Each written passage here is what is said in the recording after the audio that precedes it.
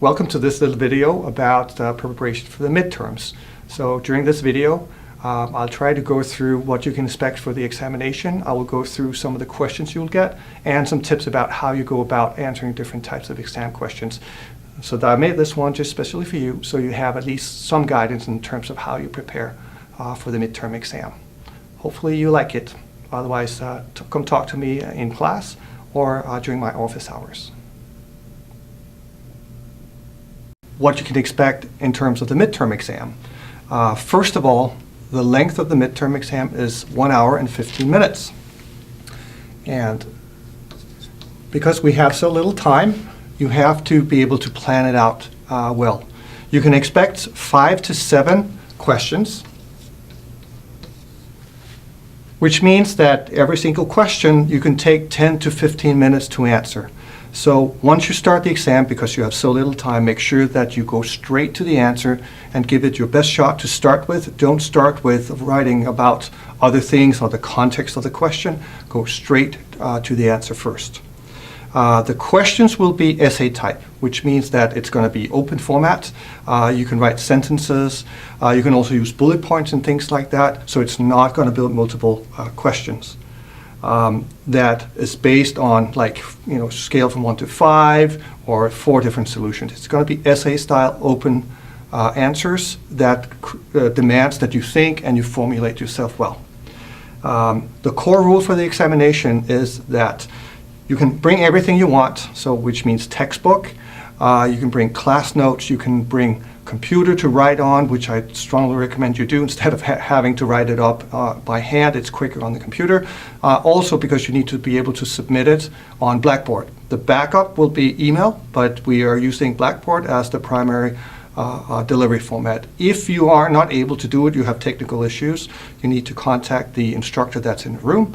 And then if you know ahead of time that you can't do it on Blackboard or via email, you have to set up arrangements beforehand.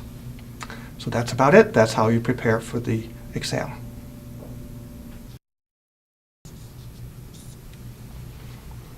All right, this little video is about 2 types of exam question that you might get during either the midterm or the final examination. The first one is here, which is called the conceptual question. An example of that, and you've already had that in class, would be, for instance, how should Under Armour think about international marketing? Normally that type of question is a huge question, and that's why we call it a conceptual question. And the approach to conceptual questions is typically always to find some type of model or concept that can help us overview what the subject is all about. In this case, good models in order to answer a conceptual question like this would be to look at what you have available. For instance, you can find the marketing plan. That's like an overview of everything in marketing. Or you can take the 7 decision areas of marketing, which is another model that can be used to answer this question. So if you can find a model like that, then the best answer for a question here would be to say, all right, they should think about it in terms of the core decisions that they need to make in order to go international. The 7 core decisions would be segmentation, target market selection, positioning, so forth, the things we've covered in that model. So you tie down your answers to a specific model that is a generic model that fits with this type of open conceptual and normally pretty difficult question, unless you have some model to tie it into. What you don't want to do is try to make an intuitive answer. If you do an intuitive answer, it gives away that you haven't really understood the question, or you dig yourself down into one corner with one answer that doesn't cover the wide area that this type of question, this type of conceptual question would cover. So please remember, you get a conceptual question like this, overarching question, a little bit hard to tie down in terms of what you need to answer, then find a model that fits with it, and then make the answer there. The other type of question you might get is a descriptive question. What could be a descriptive question? Well, it could be something like this. What country in Europe has typically had a trade surplus? So how do you go about answering that? Well, first of all, you have to recognize that it has to do with finding some facts, right? So it's asked about the trade surplus, so you have to know what this means. Trade surplus, you would know if you look in the book. If you in the index you find trade surplus, it's usually in the chapter 3, where it talks about different trade concepts, and then you find trade surplus numbers. In many cases, trade surplus numbers does not necessarily need to be in a textbook or in the articles. It might be, because it's an open book exam, that you have to go online and find the data online at some source. But that's really easy to do, because if you look up trade surplus Europe, for instance, you often find either graphs or text pages that actually shows you trade surpluses during, let's say, 2016 or from 2010 through 2016, where you can directly pick the numbers from. And there's plenty of that, so in terms of the internet, it might take you less than a minute to find the numbers you need. But that's where you need to go, because you need to base your answer on facts. And this is clearly a descriptive question that demands facts. Now, a profound answer on something like this will be that you don't just find one country, but you find more countries that has a trade surplus and maybe at different sizes of surplus. So for a more profound answer on this one would be not just giving one country like it asked for, but adding a few more countries and maybe discussing the level of surplus or how long they've had it. That would be a profound answer. The next question you might encompass in an examination would be a classification question. A typical question that fits to that description would be, for instance, this one: how should we compare the economic environment of US, Sweden, Myanmar, and for that matter, Venezuela, another country? So the core of this question is about how to compare something. So if you want to compare something, you have to compare it on something. So that means some type of classification or dimension of what to compare it on. That's why it's a classification question. The best way to go about that is, of course, to determine what would be the dimensions by which you should classify them. And normally those dimensions are found in a model or another type of concept that you find in the curriculum, in a model from the class notes or similar. So in that case, that's the way you should look at that question. So what do we compare it on? In this case, we're talking about economic environment. Right? So guess what chapter in the book you need to look into. You guessed it, the economic environment, which is, as far as I remember, chapter 3 in the book. There are discussions about economic environments. There's one model that fits this mark perfectly. I went through it in class. I give you some notes about it just before we broke for last class. And this is the Kala 7 dimensions model. So if you can pick out that model, you have the 7 dimensions that you need to compare them on. So once you picked out the model that is needed for this answer, then you try to use the model on these 3 specific countries. Sometimes you're lucky, because it could be in the book. They're talking about examples that could be US, Myanmar, or similar countries. So you can actually get an example to help you describe how US would do, for instance, on the institutions, how Sweden would do on institutions, Myanmar, what type of institutions they have. Sometimes you don't have that data, which means that on top of discussing how you should compare them, if you want a profound answer, you would also have to talk about how would they do on some of these dimensions. So let's say we're talking about the economic system.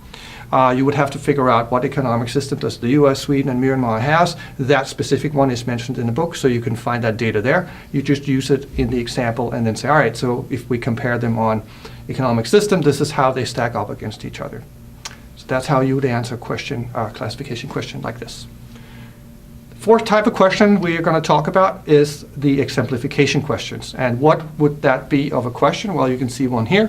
What problems has McDonald's had with their global market expansion? What does it mean to expand globally? Well, it means to go into a number of different markets globally. The global market expansion is mentioned as a core concept in the curriculum. So of course you have to understand what global market expansion means in order to figure out how to answer that question. But once you know market expansion means opening and going into new markets, then the next thing will be to figure out what could be problems. There are 2 ways to look for answers for this one. If we have an example in the book that deals with McDonald's, and we actually have, there you might actually have some inspiration as to what they're doing internationally. You might also have maybe even an example of a problem, so that's where you can go find it for inspiration. The other fast way to do this is do a Google search online. So say, all right, so what problems have they had going into certain market spaces? You might be able to bring up an article or a little video or something like that quickly in order to identify potential issues. So once you have some ideas about problems, that deals with a global market expansion, i.e. going into foreign markets, then you will have some ammunition to answer this question by. So exemplification means that you have to find examples of it. It might not be in the book, it might be from some other sources, or you have to invent it yourself, but you have to come up with examples. Normally, if you get a question like this, one example is absolutely minimum. That gives you the basic points for this question. However, the profound answer has at least 3 questions or 3 problems mentioned. So don't be satisfied with 1 or 2. 3, if you want to go for a high level of grading, you've got to at least find 3 relevant problems and put that into that question. The next type of questions you might get would be an explorative question, like why are GMO products problematic to market, or how Monsanto can approach the European market to increase their sales, for instance. The exploratory questions of these types are basically looking at what type of options you can come up with. So the question is built around you being able to provide a number of different options to consider. So if a question or a company or a similar situation has been covered in class, in the textbooks or readings, you can actually find inspiration there to what type of options might be relevant. An interesting way to do it mentally is also to consider a company or a situation very similar to the one mentioned, and then you link the situations to each other. So if you think about another type of company with another type of similar product that have had problems in the market, you can use that as inspiration to suggest what type of options or problems a company might have and why. In any case, when you working with an explorative question that deals with different types of options, you have to look for and list at minimum of 3 different options to consider. Make sure that your options are, of course, specific to the company and the situation, and not just a generic type of an option. There are sometimes models and concepts in the book that list different types of options. However, you have to take it one step further and make it specific to the company and product at hand in order to get top credits for the answer. Also, make sure that once you have listed the different options, and if you want a profound answer, that you go into discussion of, for instance, which option are more critical or more important than others, and why.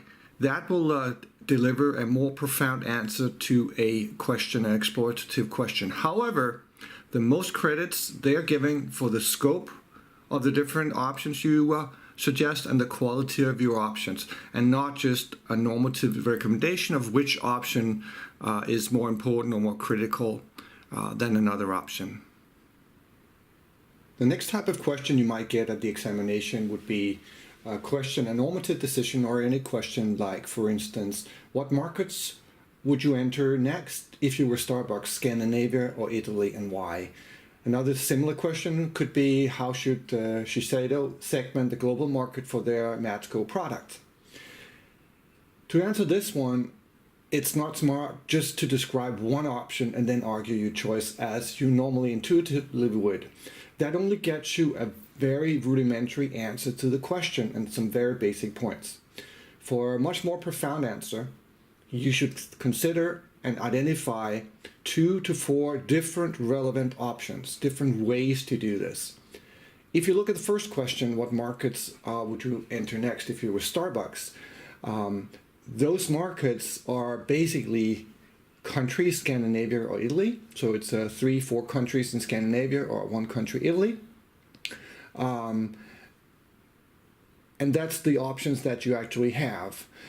Scandinavia can of course be discussed because it has separate countries. So a more profound discussion of options there would of course be to pick out 1 or 2 countries in Scandinavia and not all of them. But here you actually have the options given. The second part of an answer for this type of question about where Starbucks should enter in terms of Scandinavia or Italy will then have to be, what do you compare it on? So on what basis would you recommend one or the other? Which means that you have to look for different evaluation dimensions. So first of all, you should go to a textbook or a model that helps you specify what dimensions would be relevant. In this case, in terms of market attractiveness, what makes a market more attractive than another, there's a number of different elements from our international marketing book that will give you ideas about what to compare them on. One of the things would, of course, be the market size.